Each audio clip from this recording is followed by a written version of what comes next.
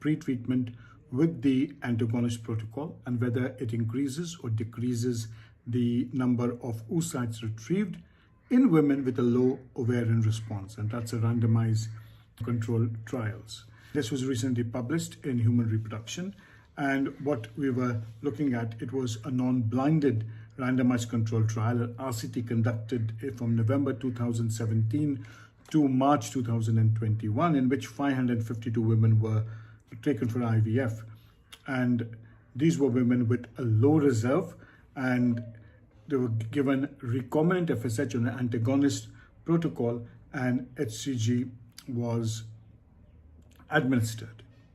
The reason why we are talking about this is that a large number of centers do use pre-treatment for the IVF cycles, and pre-treatment is when you treat the cycle with estrogen or the urocontraceptive pill before starting the stimulation.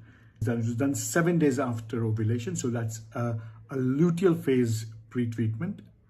So what's the difference? A luteal phase pre-treatment is when you start the Progano or the pill from around 7 days after ovulation, and follicular phase pre-treatment is when you start from day 1 of the period. So there are two ways that they differ.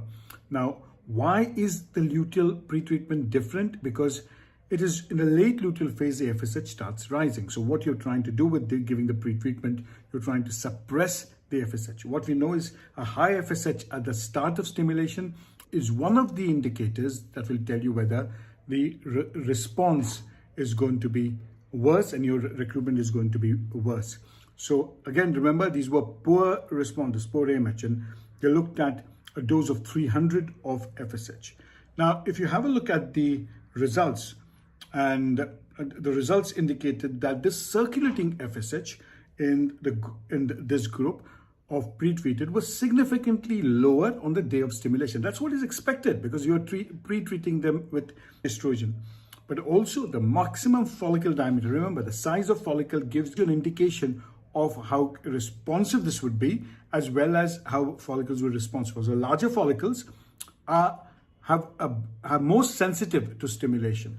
And so what this study also suggested that women who had pre-treatment would have had a smaller number of follicles, and it would decrease the size of follicles.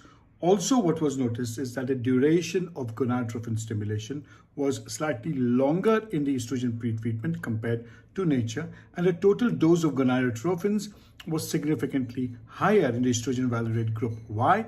Smaller follicles taking longer time to stimulate, and by day 7, the follicle sizes were smaller in the pre-treatment group, and that's why it took a slightly longer stimulation.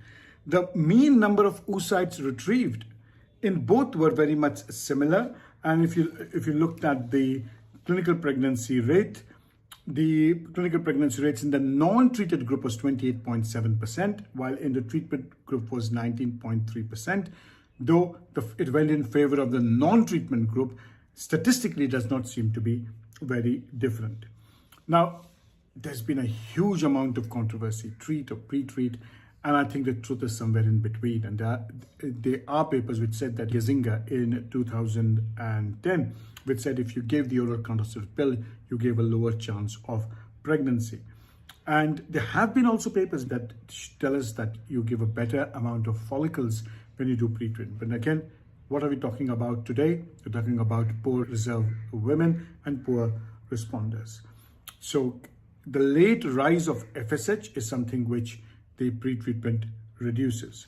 Again, larger follicles will have a better response. So in poor responders, you'll see some follicles larger and smaller. So what this does is this allows us to synchronize the follicles and keep them very small, they can be stimulated. And that's one of the reasons why you think you can get a uniform growth. In this study, even though the pregnancy rates were not significant, the non-pre-treatment group had a slightly better chance of pregnancy. But what does the study tell us? The study tells us that in poor responders, women with a low AMH, you may not need to give pre-treatment. And if you avoid pre-treatment, success rates should not change. And in fact, that should not influence. What I do is, in my practice, I believe that your antral follicle count The beginning of stimulation gives you an idea. So if you're going to pre-treat, you're missing that entire area. And I think if you're able to do that in a large number of cases, you will be able to stimulate the ovaries well. If you look at the antral follicle count, I agree that in some cases where you do not see good synchronization, the long protocol or the pre-treatment may be useful.